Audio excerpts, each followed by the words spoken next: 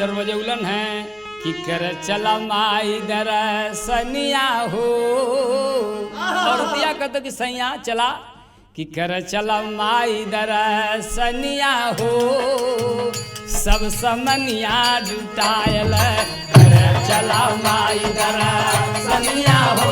सब समनिया जुटायल कर चला माई दरसनिया हो। सब समनिया जुटायल और खाना बनावे खातिर लकड़ी लहायल। खाना बनावे खातिर लकड़ी लहायल।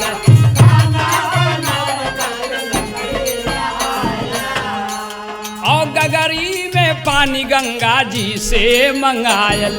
गगरी में पानी गंगा जी से मंगायल। गगरी में पानी गंगा जी से मंगायल। और तिया एक चीज का कहलेस कि घुघुरी बतासा चाहिए ताजा हो। माई बदे घुघुरी बतासा चाहिए ताजा हो। सब समनिया जुटायल घुघुरी बतासा चाहिए ताजा हो। सब समनिया जुटायल घुघुरी बतासा चाहिए ताजा हो।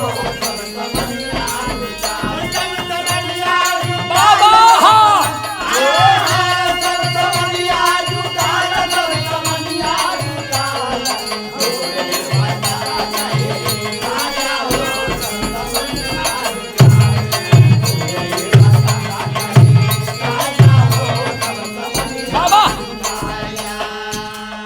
चुनरी और अच्छा रोरी धूप अगरबत्ती। चुनरी और अच्छा रोरी धूप अगरबत्ती। चुनरी और अच्छा रोरी धूप अगरबत्ती। और छन छनाद बजिया पिया कैसे करी भगती। छन छनाद बजिया पिया कैसे करी भगती। छन छनाद बजिया पिया कैसे करी भगती। और दिया कल सैया चीज और भूल गईली का हाँ जी छन छनाद बा जाके लियावा पर सदिया हो। जाके लियावा पर सदिया हो। सब समनिया जुटायल जाके लियावा पर सदिया हो। सब समनिया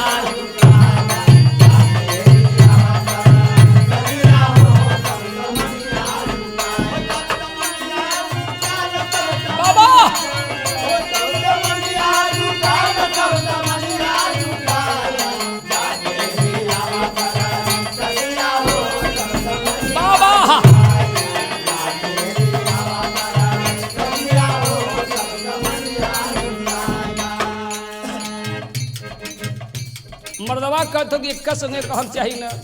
बार बार कहत हो दिमाग हमरो झंझट में हो जात हो। पुरवा रंग पकड़ ले बतावा का हम करी। मर्दवा और तिया से कहत का हो झुरु झुरु डोले ला पुरवा पवनावा। झुरु झुरु डोले ला पुरवा पवनावा।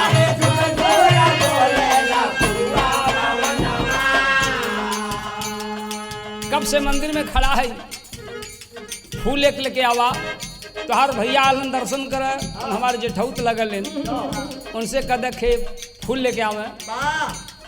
टप से लियावा एक सुमनवा हो। टप से लियावा एक सुमनवा हो। दर्शनवा कराए दे टप से लियावा।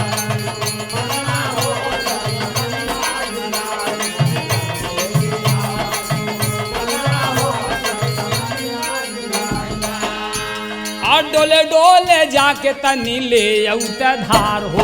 डोले डोले जाके तनी ले औत धार हो। डोले डोले जाके तनी ले औत धार हो। और ढंग से बनवावा एक अड़हुल का हार हो। ढंग से बनवावा एक अड़हुल का हार हो। ढंग से बनवावा एक अड़हुल का हार हो।